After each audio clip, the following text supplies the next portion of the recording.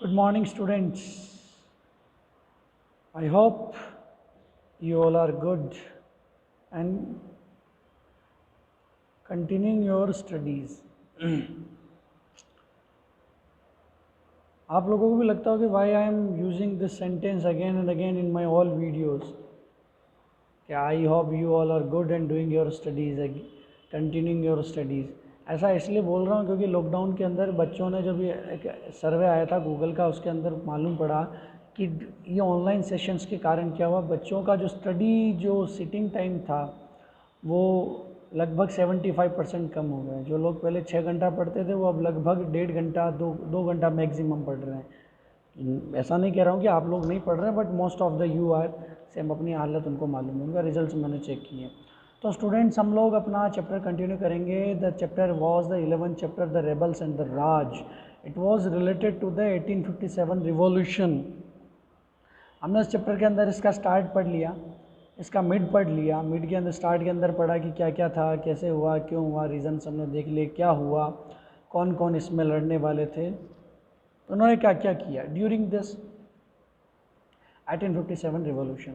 So student, now let us start the last topic of this chapter, the repression. Repression मतलब यानी ख़त्म करना, not depression or demise, it is the repress, दबाना, suppress, repress करना।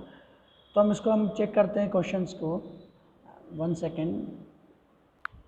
तो students क्या था कि अब हम इस चैप्टर के बारे में रिप्रेशन पढ़ रहे हैं। रिप्रेस मतलब जो 1857 रिवॉल्यूशन जो था वो जब अपने पीक पर पहुंचे, तो when it was at its peak पे था, तब सब तरफ इंडिया वाले जो रिवॉल्यूशनरी थे, जो रेबल्स थे, उन लोगों ने अपना कहीं कहीं अपना गवर्नमेंट बना लिया, खूब सारे ब्रिटिश लोगों को मार गिराया, सब कुछ उन्होंने कर लिया। तो फिर इसके बाद क्या होता है, इस चैप्टर का, इस 1857 रिवॉल्यूशन जो चैप्टर, इसका अंत होता है। तो हम इसके आगे देखते हैं। It is clear from all accounts that we have of 1857 that the British did not have an easy time to putting down the rebellion. Before sending out the troops to reconquer the north India, the British passed a series of laws to help them quell an insurgency. By a number of acts passed in May and June 1857, not only was the whole of North India put under martial law, but military officers and even ordinary Britons were given the power to try and punish Indians suspected of rebellion. क्या उन्होंने क्या किया कि जब उनको लगा कि अब ये रेबेल हो गया तो इसको ख़त्म करना बहुत आसान नहीं है। एक चिंगारी थी जो आग लग गई है, जैसे अमेज़न के जंगल में जाग अभी लगी थी ना, ऑस्ट्रेलिया के जंगलों में आग की, एक छोटी सी आग, एक पेड़ के छोटे से कोटर होता है, एक पेड़ का एक छोटा सा खड्डा जिसके अंदर इसके चिड़ियाओं के बच्चे, मिट्टू के बच्चे रहते हैं, उसके अंदर आग लगी थी और उन्होंने पूरा ऑस्ट्रेलिया के जंगलों को जला दिया। तो एक छोटी सी चिंगारी थी जो पूरे इंडिया में अब आग लग गई थी, जल रही थी। That fire was should be, उसको ख़त्म करना, उसको बुझाना बहुत ज़रूरी था। तो उस आग को बुझाने के लिए उन्होंने खूब सारे लॉज और रिफॉर्म्स, लॉज, रेगुलेशन, रूल्स निकाल दिए। मई और जून में उन्होंने क्या कहा कि हर एक ब्रिटन्स यानी हर एक ब्रिटिश वासी, यानी चाहे वो ऑफिसर हो चाहे नहीं हो, औरत हो, आदमी हो, बच्चा हो, उसको राइट है कि वो इंडिया वालों को पनिश कर सकें। अब देखिए आप लोग ब्रिटिश लोगों की चाल, कि हर एक इंडिया वाले को पनिश कर सके। कोई भी ऐसा नहीं कि उनके पास कोई पावर होना, चाहे वो जज हो या कुछ हो या वो कुछ पावर में हो, दे हैड मिलिट्री पावर्स, ऐसा कोई उन्होंने फिक्स नहीं था। बस उनको क्या करना था, एक ऑर्डर देना सीधा, जो भी इंडिया वाला लगे कि हाँ ये रेबेलियन हो सकता है, रेबेल कर सकता है और रेबेलियन स्टार्ट कर सकता है, सस्पेक्ट होना चाहिए, इन्फेक्टेड नहीं है, सस्पेक्टेड है वो, कि बस इसका लगना चाहिए कि हाँ अरे जैसा होता है ना, कोरोना खांसी चल रही है यार, कोरोना है इसको, बस जैसे हमको लगा ना कि बस सस्पेक्टेड यार इसमें कोरोना हो सकता है, तो हम उससे दूरी बना लेते हैं। वैसे क्या हुआ कि जब उनको लगा कि ये रेबेल कर सकता है तो सीधा उसको पनिशमेंट करने का उनको पावर दे दिया। पूरे इंडिया में मार्शल लॉ लागू कर दिया। मार्शल लॉ इसका मतलब होता है कि जो सारी शक्तियां हैं वो किसके पास आ गई, सेना के पास आ गई। मार्शल लॉ का मतलब होता है all the powers head to the government, head transfer to the army. Army जैसा चाहे अपना रूल्स एंड रेगुलेशन बना सकती है। इसके आगे हम लोग आगे चलते हैं स्टूडेंट्स। फिर आगे क्या होता है कि In other words, the ordinary process of law and trial were suspended, and it was put on that rebellion would have only one punishment, death. अगर किसी को कोई भी सज़ा दी जाएगी तो सब रेबेल वेगल सब बंद हो गए। अब एक ही सज़ा दी जा सकती, वो सज़ा क्या है? मौत, केवल उनको डेथ, फांसी, कुछ नहीं, केवल एक ही सज़ा रेबेल की। Armed with these newly enacted special laws and the reinforcements brought in from Britain. Armed with these newly enacted special laws and reinforcements brought in from Britain, ये सारे laws और reinforcement जो आए थे वो कहाँ से आए थे? ब्रिटेन से आते थे। इनके पास तो है नहीं और इंडिया में लागू करने के लिए इनको जोर चाहिए, तो जोर उनको कहाँ से मिलता था? ब्रिटेन से। The British began the task of suppressing the revolt. They like the rebels recognized the symbolic value of Delhi. The British thus mounted a two-pronged attack, one from Calcutta into North India and the other from the Punjab, which was largely peaceful, to reconquer the Delhi. अब देखो यहाँ पे एक बहुत technique use की है कि सिखाया जा रहा है कि जैसे इंडिया के अंदर उन्होंने जो रेबेलियन जो थे उन लोगों ने अपना आप को स्प्रेड करने के लिए क्या किया? स्टूडेंट्स, दिल्ली को टारगेट किया कि चलो दिल्ली मारो फिरंगी। एक नारा है जो नीमच के लोगों ने दिया था कि हमको दिल्ली चलना है, दिल्ली चल के हम सारे फिरंगे को मार सकेंगे। अगर if we conquer the Delhi then we will able to the conquer the whole India और we will able to remove the British from the India. हम ब्रिटिश लोगों को इंडिया से कब भगा सकते हैं? जब हमारे पास इतनी पावर हो कि हम लोग दिल्ली को जीत सके। दिल्ली गढ़ है, जैसे होता है ना कि कंप्यूटर का अगर हमने सीपीयू पकड़ लिया, सीपीयू में पावर बटन पकड़ लिया, तो जैसे ही बटन दबाया कंप्यूटर ऑन, बटन दबाया पावर ऑफ, बस। तो ब्रिटिश लोगों ने को भी मालूम पड़ गया कि यार ये दिल्ली से सब कुछ कर रहे हैं, तो क्यों ना हम भी दिल्ली को जीत लें। दो अटैक कर दिया, दो अलग अलग साइड से। ऐसा नहीं कि उन्होंने सीधा जाके ऐसे हवाई जहाज उतार दिया, लैंड कर दिया, नहीं, बहुत ब्रिलियंसी दो साइड से। देखो आपको मैप दिख रहा होगा। इन्होंने फर्स्ट अटैक यहाँ से ले गए, वो इसका एक सेकंड में ब्रश ऑन करता हूँ, आपको दिखाता हूँ। ये देखिए आपको स्क्रीन पर दिख रहा है कैलकाटा, यहाँ है अपना दिल्ली, ठीक है, और यहाँ है अपना पंजाब लाहौर वाला। पहला अटैक इधर से, दूसरा अटैक इधर से। इधर से मतलब ऊपर से मैंने थोड़ा जो सर्कल है वो थोड़ा बहुत बड़ा बना दिया। कैलकाटा, ये दिल्ली और ये पंजाब। तो एक अटैक इधर से हुआ, एक अटैक इधर से हुआ। ऐसा नहीं कि उन्होंने सीधा एक अटैक किया, दो टाइप्स, दो तरफ से अटैक किए।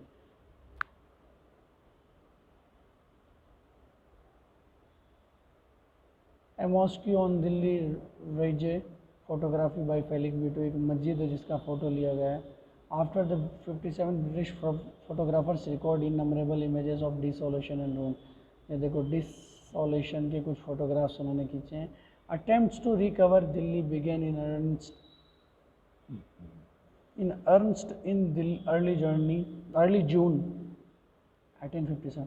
ब्रिटिश लोगों ने जून के स्टार्ट में ट्राई करना स्टार्ट कर दिया, but it was only in late September that the city was finally captured. उन्होंने जून में लड़ना स्टार्ट किया। देखो कितना पावरफुल हो चुका था रेबेलियन की।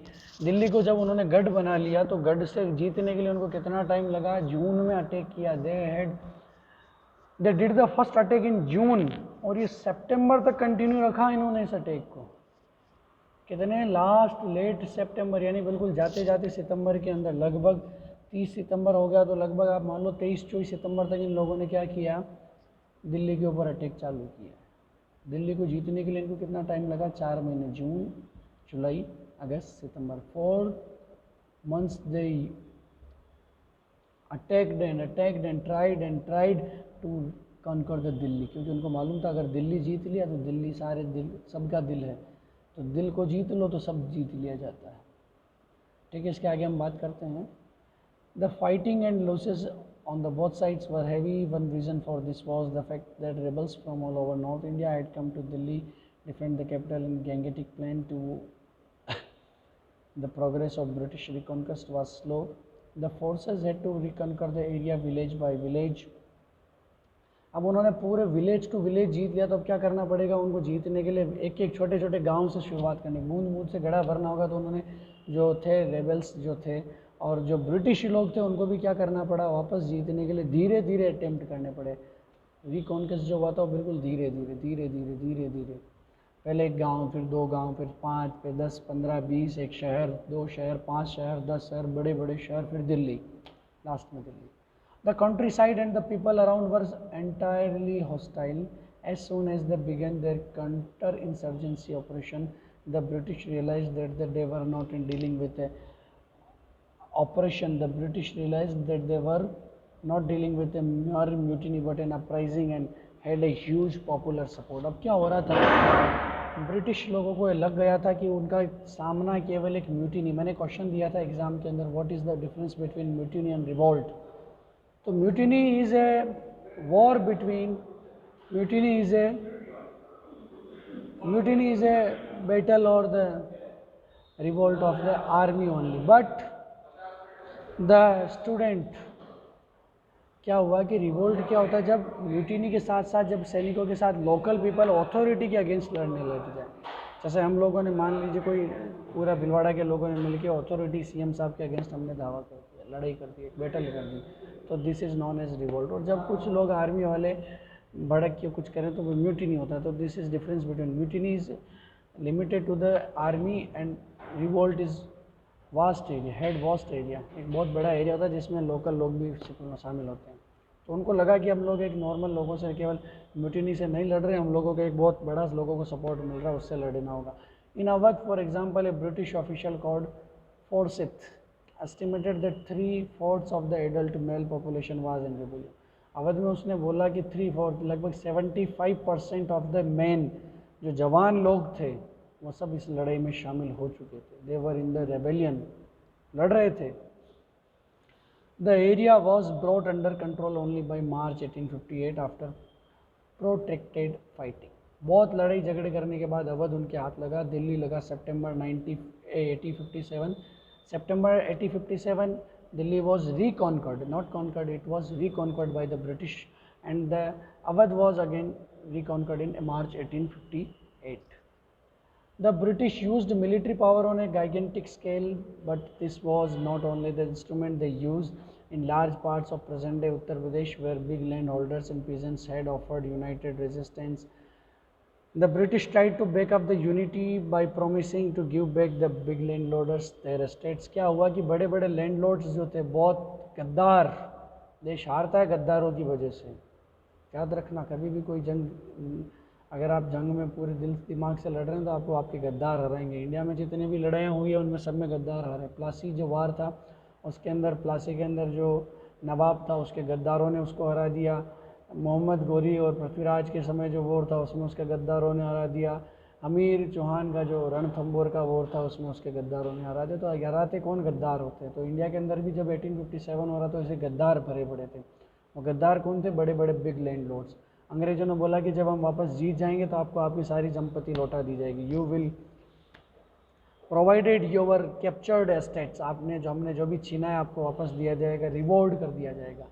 बड़े बड़े राजाओं को बोला कि आपके सारे रूल्स एंड रेगुलेशन ख़त्म कर दिए जाएंगे, आपको वापस आपकी रियासतों की मान्यताएं दे दी जाएगी. इसलिए उन लोगों ने क्या किया है कि इसको सपोर्ट नहीं किया और इसके बीच में रेजिस्टेंस, बीच में रुकावट बन गई है गद्दार. अगर मान लीजिए एक बड़े से एक ब्रिटिश आदमी बोलता है कि अगर उस समय ये रजवाड़े खड़े नहीं होते, यानी ये जो राजपूत नहीं कह सकते, उनको हम कह सकते हैं जो ये बड़ी बड़े जो रियासतें हैं, द रियासत्स और द रॉयल टेरिटरीज़ अगर हमारे बीच में नहीं खड़ी होती तो हम लोग एक पानी हवा की जैसे उड़ गए होते 1857 में. बट इन्होंने हमको बहुत हेल्प किया. ये हमारे माई बाप हैं. माई बाप कौन थे एक्चुअल में इनको मालूम नहीं, हमको भी मालूम नहीं. Many landlords died fighting the British और they escaped into Nepal where they died of illness और स्टारवेशन. कुछ लोग लड़े, खूब लड़ी मर्दानी. वो तो झांसी वाली रानी थी, झांसी वाली रानी, नाना साहेब, तात्या टोपे, खूब सारे लोग लड़े. खूब सारे लोग यहाँ से कहाँ हो गए, चले गए. कहाँ चले गए, यहाँ से मूव करके कुछ लोग नेपाल चले गए. बहादुर शाह जफर को रंगून भेज दिया गया और इस तरह पूरा का पूरा जो एम्पायर था, जो हमने रेबेलियन जो था, वो ऐसे ही ख़त्म हो गया. ठीक है स्टूडेंट्स, तो इसके आगे हम कंटिन्यू करते हैं. The second Sikandarbagh, Lucknow, photographed by Felice Beato. एक फेलिस ब्यूटो ने फ़ोटो खींचा. देखो आपको हड्डियाँ हड्डियाँ दिख रही है, फ़ोटो में दिख रही है हड्डियाँ, ये सब उसमें लड़े हुए लोगों की. सिकंदराबाग जो लखनऊ में, उसके अंदर जो वॉर हुआ यहाँ पे.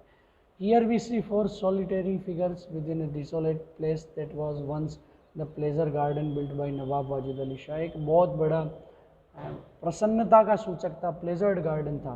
किसने बनाया था? नवाब वाजिद अली शाह ने बनाया था। कौन सा बाग था? सिकंदरा बाग। सिकंदरा बाग। नवाब वाजिद अली शाह यहाँ पर रहता था और एंजॉय करता था, बट आज वहाँ पर लाशें बिखरी पड़ी हैं। British forces led by Campbell killed over 2000 rebels, sepoys who died held here। देखिए एक टर्म आई कैंपबेल। कैंपबेल ने दो जगह अपना ये क्वेश्चन पूछा गया है खूब सारे कम्पिटिटिव एग्जाम के अंदर भी कि कैंपबेल ने कहाँ कहाँ जीते हैं। तो याद रखना एक हडसन करके नाम आता है, HUDSON। हडसन ने दिल्ली को जीता था, वापस जब रिकॉन्कर हो रहा तो हडसन ने किसको जीता था? दिल्ली को। और जो नाम आया ना कैंपबेल, कैंपबेल ने जीता था लखनऊ को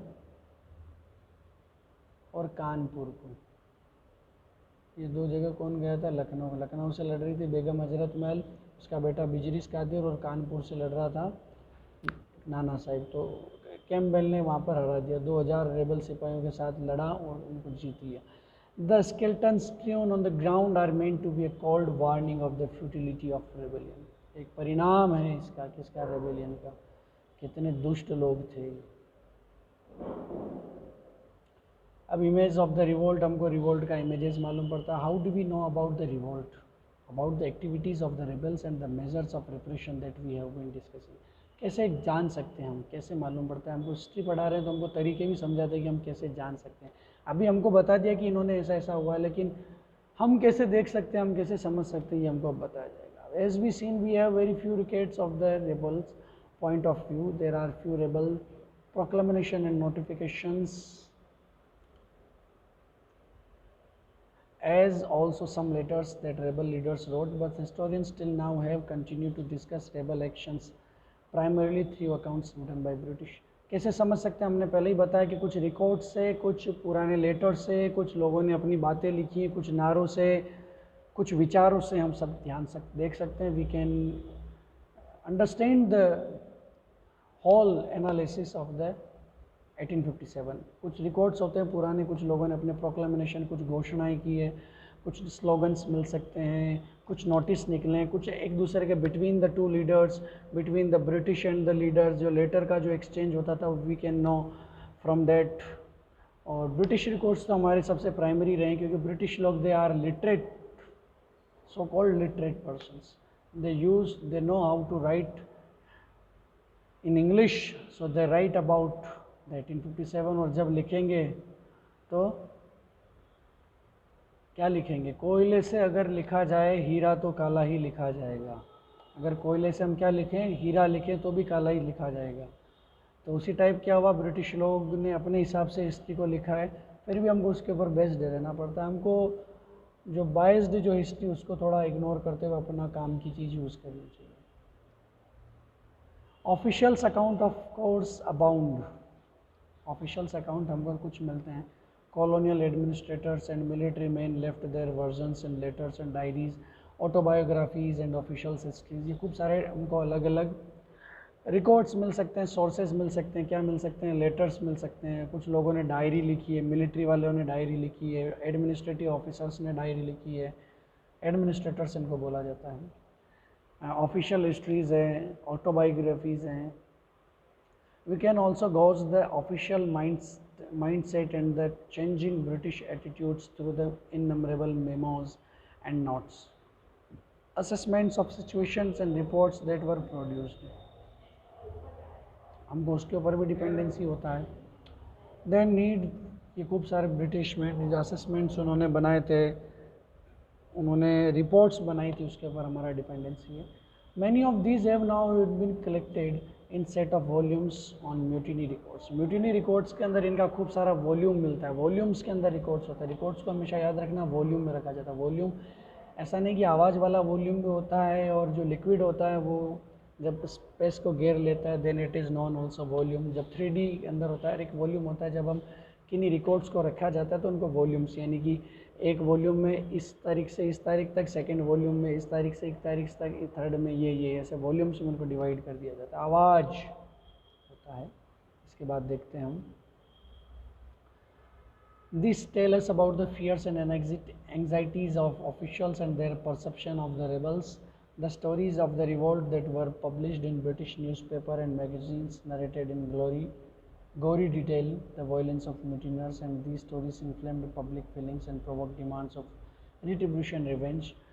खूब सारी स्टोरीज़ हैं रिबल्स के बारे में, लिखा गया है कि कितने खराब लोग थे ये रिबल्स, और उनके बारे में बुरा भला लिखा गया है। ब्रिटिश न्यूज़पेपर और मैगजीन्स में भी उनकी बुराइयां की गई हैं, और इन बुराइयों को पढ़ने के बाद the stories inflamed public feelings, उन लोगों ने क्या किया, जब ऐसी बातें लिखी गई कि ये लोग गलत कर रहे हैं, they are doing not good, बहुत बुरा कर रहे हैं, बारबरिक पीपल हैं, अनग्रेटफुल पीपल हैं, तो उन लोग इंडिया वाले लोगों को लगा कि चलो ठीक है, अभी हमने आपने ये बोला हम वैसे ही बन के बताते हैं। तो इंडिया वालों के अंदर जो दर्द था वो और बढ़ गया। Inflame the public feelings and provoke demands of retribution and revenge, और उनके मन में और भावनाएं भड़कती गई।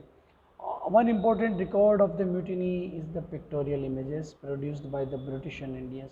पिक्टोरियल इमेजेस होती हैं जिनको फ़ोटो खींच के जो रखा जाता है वो पिक्टोरियल इमेजेस हैं। पेंटिंग्स हैं, पेंसिल ड्राइंग्स हैं, ईचिंग्स हैं, पोस्टर्स हैं, कार्टून्स हैं, बाजार प्रिंट्स हैं। Let us look at the some of them and see what the tell does. ये देखो, relief of Lucknow painted by Thomas Jones Barker.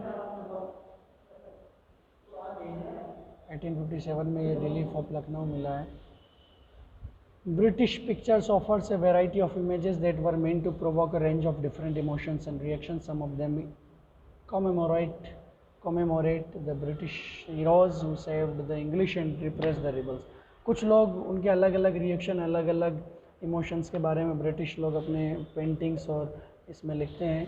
कुछ लोग अपने जो ब्रिटिश लोग थे उनकी तारीफ में लिखते हैं कि उन्होंने कैसे इन गद्दारों को, इन इंडिया वालों को दबा दिया, बारबरिक पीपल को सप्रेस किया और अपने हीरो बना दिए गए हैं, उनके बारे में लिखते हैं। Relief of Lucknow painted by Thomas Jones Barker in 1859। बहुत इंपॉर्टेंट क्वेश्चन है, इसको अंडरलाइन कराया जा सकता है।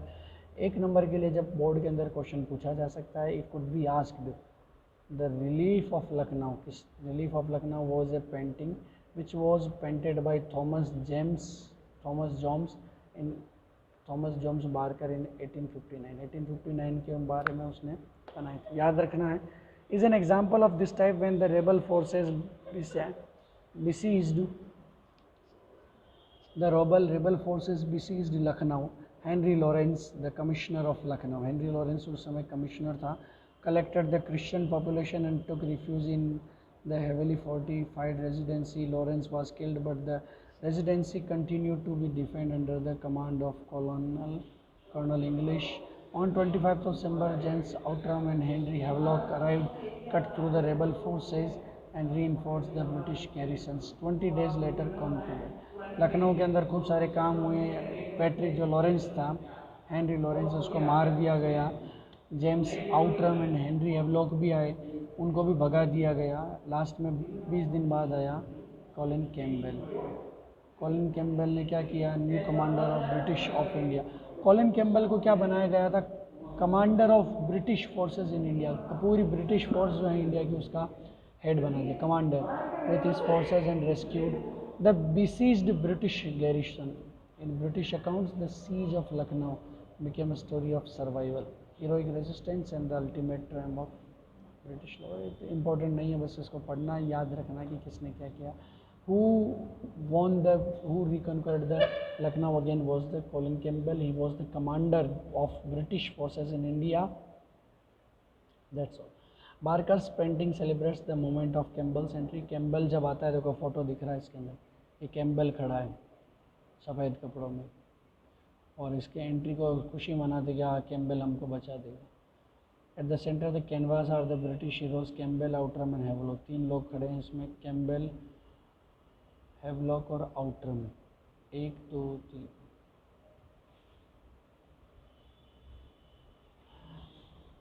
The gestures of the hands of those around led the specters' eye towards the center. The heroes stand on a ground that it well lit, with shadows at the foreground, the damaged residency in the background, the dead and injured in the foreground, and testimony to the suffering during the siege, while the triumphant figures of horse in the middle ground emphasized the fact that the British power and control had been re-established.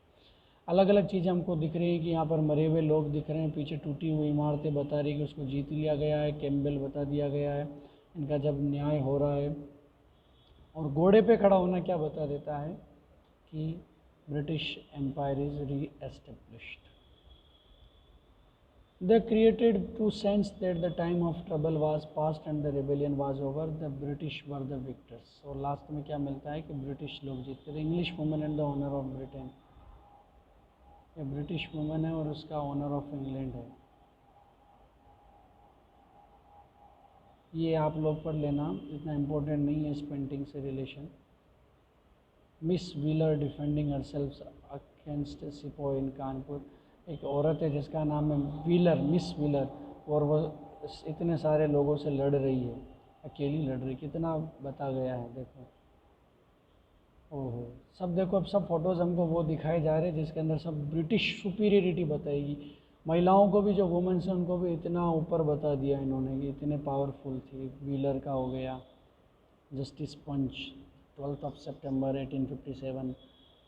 और ये she is another set of sketches paintings we see women in a different light, they appear heroic defending themselves against the attacks of rebels। Miss Wheeler in figure 11.12 stands firmly। ये सब हमको दिक्कत है। Vengeance and retribution, ये photos हैं कि Indian tiger को the British lions, vengeance on the Bengal tiger, टाइगर के ऊपर ब्रिटेन का अटैक। ये अलग अलग टॉपिक हैं जिनको हमको देखना है।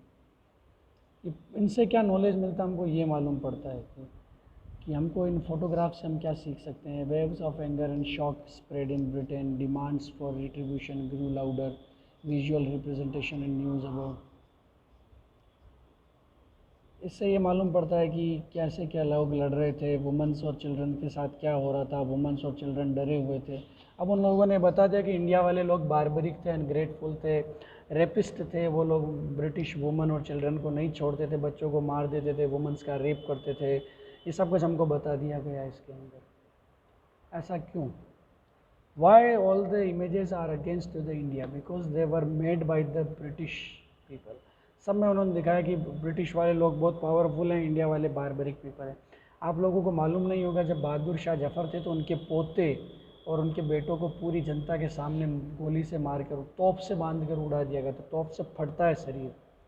इलाहाबाद के अंदर लाखों लोग, 1 लाख लोगों को साथ में फांसी पर लटका कर मार दिया गया।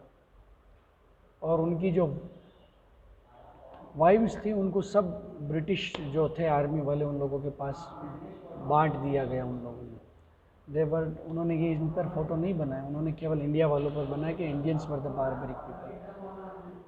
एक हाथ से ताली नहीं बजती है, ये हम लोगों को देखना है। बस ये फ़ोटोज़ ग्राफ हैं, कुछ अलग अलग लिखा है।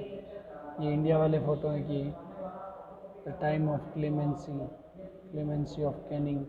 कैनिंग उस समय कौन था इंडिया का? उस समय governor general of. At a time when the clamor was vengeance, pleas for moderation were ridiculed, when Governor General Canning declared that a gesture of leniency and show mercy would help winning back the loyalty of sepoys। ठीक है students, इसके आगे हम next class में discussion करेंगे। Topic जो है no time for clemency. ये देखिए, आप ये फोटोग्राफ से इनको एक बार देखना क्या क्या इनके अंदर लिखा है और समझना कि क्या क्या हो रहा था और लोग कैसे सोचते थे। Okay students, meet you next class. Sorry, सोमवार को जो क्लास होनी थी वो ऑनलाइन वाली नहीं हो पाई, नेटवर्क का थोड़ा इशू था। We will do it again on the next Monday. तब तक घर पे बने रहो, do not move anywhere. Corona Bhilwara में बहुत बढ़ चुका है। Stay home, stay safe. Thank you so much.